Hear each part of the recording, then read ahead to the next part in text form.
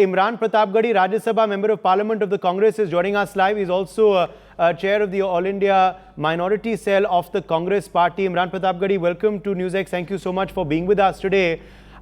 मुझे अभी भी याद है हम आपके संग बैठे थे जब हमारे सीनियर सहयोगी राणा जी आए थे आपका इंटरव्यू करने के लिए, बातों बातों में के लिए, और तब आपसे चर्चा हो रही थी और आप कॉन्फिडेंट थे।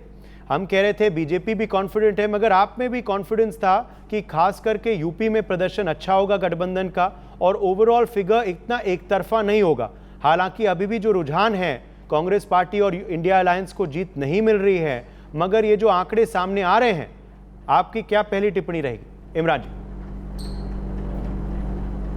देखिए, मेरा जो आत्मविश्वास था वो एग्जिट पोल की वजह से नहीं था। मैंने देश के 15 राज्यों में चुनाव प्रचार किया है, मैंने 65-70 सभाएं की हैं, मैंने नुक्कड़ मीटिंग्स की हैं, तो मैं देश की जनता का जो असली मन था उसको महसूस करके आया था, इसलिए मैं उस कॉन्फिडेंस के साथ बोल रहा था।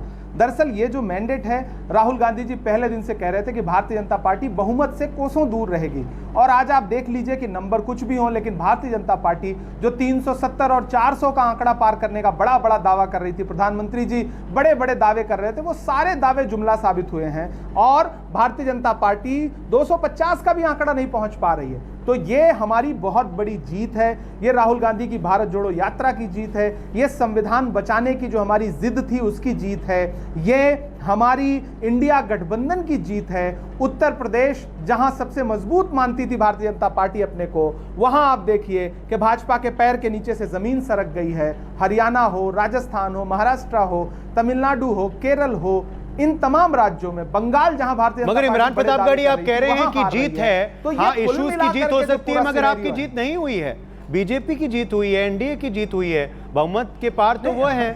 तो ये क्या मॉरल विन से आप लोग खुश हैं? देखिए, ये आपका जो उदय जी आपका जो बयान है, अब भाजपा जीतती है आप कहते हैं नरेंद्र मोदी की जीत है, आज राहुल गांधी जीत रहे हैं तो आप कह रहे हैं इश्यूज की जीत है। तो दोनों के लिए मानक एक जैसा रखिए ना, दोनों के लिए पैमाना एक जैसा रखिए। अगर भाजपा की जीत नरेंद्र मोदी की जीत है तो यह जीत राहुल गांधी की जीत है। अगर भाजपा की जीत जो है वो तमाम उनके मुद्दों की जीत है, तो हमारे मुद्दों की जीत को आप हमसे अलग क्यों कर देंगे? इश्यूज जीता, हमने इश्यूज बनाए ना।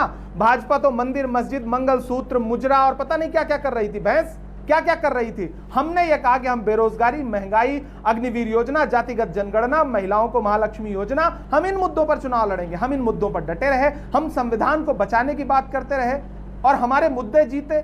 हमने वो मुद्दे बनाए, हम भाजपा को अपनी पिच पर ले आए, हमने मजबूर किया उनको। तो आप इसे राहुल गांधी और कांग्रेस की जीत नहीं मानेंगे तो किसकी जीत मानेंगे? जी नहीं, स्ट्राइक रेट काफ़ी अच्छा है कांग्रेस पार्टी के, मैं मानूंगा। 93 सीट्स पर अभी आप आगे चल रहे हैं।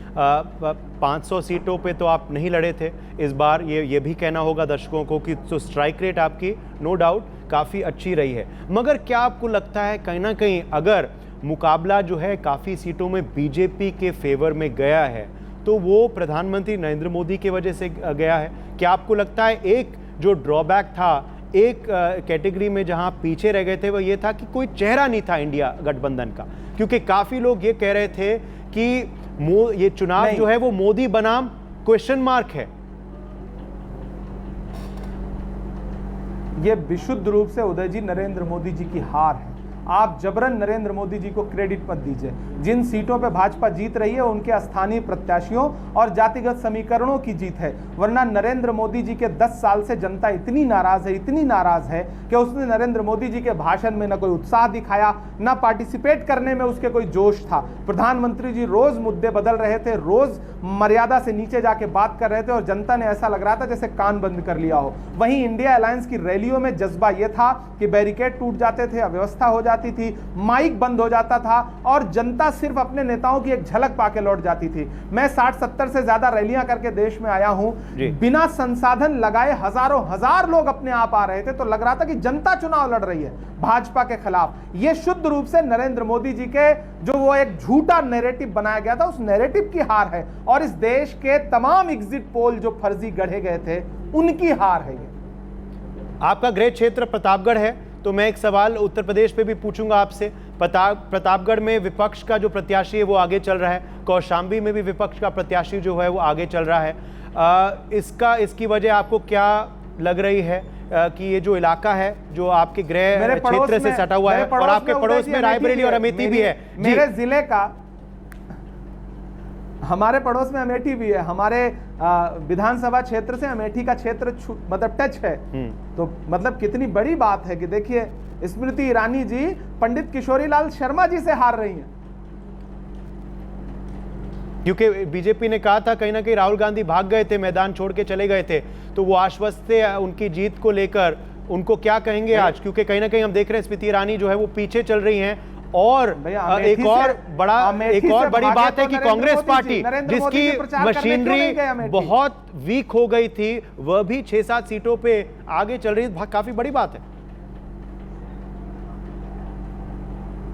नहीं, हमारी कोई मशीनरी वीक नहीं हुई थी। हमारा एक एक कार्यकर्ता लड़ रहा था। हमें अपेक्षित नतीजे 2 चुनावों में नहीं आए थे, लेकिन हम उसके बावजूद मजबूती के साथ सड़क से संसद तक लड़ रहे थे, हर मुद्दे पर लड़ रहे थे। देश में जो काम प्रधानमंत्री को करने थे वो राहुल गांधी कर रहे थे। राहुल गांधी मणिपुर के लोगों के साथ खड़े थे, राहुल गांधी किसानों के साथ, नौजवानों के साथ, ट्रक ड्राइवरों के साथ, यूपीएससी की तैयारी करने वाले बच्चों के साथ राहुल गांधी खड़े थे। तो राहुल गांधी हर वो काम कर रहे थे जो देश के प्रधानमंत्री को करना। नंबर हमारे पास भले कम थे, लेकिन देश के हर घर में आज भी कांग्रेस का एक कार्यकर्ता मौजूद है। ये हमारी जीत है, हमने उसको फिर से संजोया। अमेठी रायबरेली पे आप कुछ कह रहे थे, बताइए। तो आप देख रहे हैं कि वो परिणाम के तौर पर राहुल गांधी की मोहब्बत निकल रही है। अमेठी रायबरेली पे आप कुछ कह रहे थे। रायबरेली और अमेठी, मैं कह रहा था कि अमेठी में प्रधानमंत्री जी प्रचार क्यों करने नहीं गए? प्रधानमंत्री अमेठी में प्रचार करने क्यों नहीं गए? जी, अब सवाल तो ये है, जिस उत्तर प्रदेश से प्रधानमंत्री खुद चुनाव लड़ रहे हैं, वहां भारतीय जनता पार्टी बुरी तरह हार रही है। प्रधानमंत्री की नैतिक हार है। मेरे वरिष्ठ सहयोगी भी इस वक्त स्टूडियो में मौजूद हैं, प्रिया सहगल और पंकज वोरा जी। क्या आपका सवाल है कांग्रेस के वरिष्ठ नेता से? जी, प्रिया जी पूछना चाहेंगी। इमरान जी, मैं प्रिया सहगल बोल रही हूँ। ये जो चुनाव जो लड़ा था जिस तौर से, इसमें समाजवादी पार्टी और जो कांग्रेस का गठबंधन है, उसके बारे में आप कुछ बताइए कि व्हाट वर्क, इसमें क्या काम करा? देखिए, हमारे हर घटक दल ने बहुत शानदार काम किया है, और खासतौर से उत्तर प्रदेश में अखिलेश जी को बहुत बधाई देता हूं, मैं धन्यवाद देता हूं। ये जो अलायंस बना, अच्छी बात यह रही कि भारतीय जनता पार्टी का हर नेता चिढ़ा रहा था ना, यूपी के 2 लड़के, उन्हीं यूपी के 2 लड़कों ने तख्ता पलट दिया है। दिल्ली का रास्ता उत्तर प्रदेश से होकर के आता है, और आप देखिए कि जहां प्रधानमंत्री खुद चुनाव लड़ रहे हैं, उस उत्तर प्रदेश में उन्हीं 2 लड़कों ने भारतीय जनता पार्टी के पैर के नीचे से जमीन सरका दी। ये बहुत बड़ी बात है। हमने मुद्दों पर चुनाव लड़ा, काम किया, क्योंकि यूपी के 2 लड़के पहले भी इकट्ठे आए थे। जनगणना की बात की नहीं, इस बार आए तो और ताकत के साथ आए। पिछली बार आशातीत सफलता नहीं मिली थी, इस बार आए तो और मजबूत होकर आए, और इस बार ऐसी सफलता मिली है कि सब हतप्रभ हैं। सारे एग्जिट पोल झूठे साबित हो गए। उत्तर प्रदेश को तो सारे एग्जिट पोल बहुत ही किनारे लगा करके रख रहे थे ना, गिन ही नहीं रहे थे। आज उसी उत्तर प्रदेश ने हालत खराब कर दी है भाजपा की। जी, पंकज वोरा जी। इमरान जी, मैं पंकज वोरा बोल रहा हूँ। आपसे ये पूछना था कि अमेठी और रायबरेली को छोड़कर 5 और सीट्स हैं इसी इलाके में, इंक्लूडिंग सुल्तानपुर, जहाँ से मेनका गांधी 10,000 वोट से पीछे हैं। ये सारी सीट्स बीजेपी हार रही है, तो इसका क्या कारण आप बताते हैं? देखिए, सबसे महत्वपूर्ण कारण यह है कि जिस अहंकार के साथ राहुल गांधी जी पर पिछले 5 सालों में तंज किया गया, जिस तरह उनको व्यक्तिगत चोट पहुंचाई गई, उनके हमले किए गए, निजी हमले किए गए, जिस तरह अखिलेश यादव जी पर निजी हमले किए गए, और उत्तर प्रदेश की सरकार ने जो प्रताड़ना की राजनीति की, जनता उससे उबी हुई थी। हमने मुद्दों पर बात की। भाजपा मंदिर मस्जिद हिंदू मुसलमान करती रही, हम बेरोजगारी और महंगाई की बात करते रहे, हम पेपर लीक की बात करते रहे, हम जातिगत जनगणना की बात करते रहे। हमारा मैनिफेस्टो बहुत शानदार था, हमारा कॉमन मिनिमम प्रोग्राम बहुत शानदार है। और महत्वपूर्ण बात यह है कि राहुल गांधी जी और अखिलेश यादव जी के बीच में जो ट्यूनिंग दिखी, वो जमीन तक उतर के गई। भारतीय जनता पार्टी के जो सहयोगी दल थे, उनके आपस के बीच में ही उन्होंने वैचारिक रूप से, जो सुहेलदेव राजभर पार्टी उनको गाली देती थी, उसको चिट्ठी लिख के बुलाया। जो प्रवीण निषाद पार्टी उनके साथ वैचारिक रूप से सहमत नहीं दिखती थी, उसको अपने पास बुलाया। तो भाजपा ने जो एक तरह से अपनी विचारधारा से इतर जाकर के गठबंधन किए, वो फलीभूत नहीं हुआ, और कांग्रेस ने गठबंधन को मजबूती से ग्राउंड पर उतारा, डटे रहे।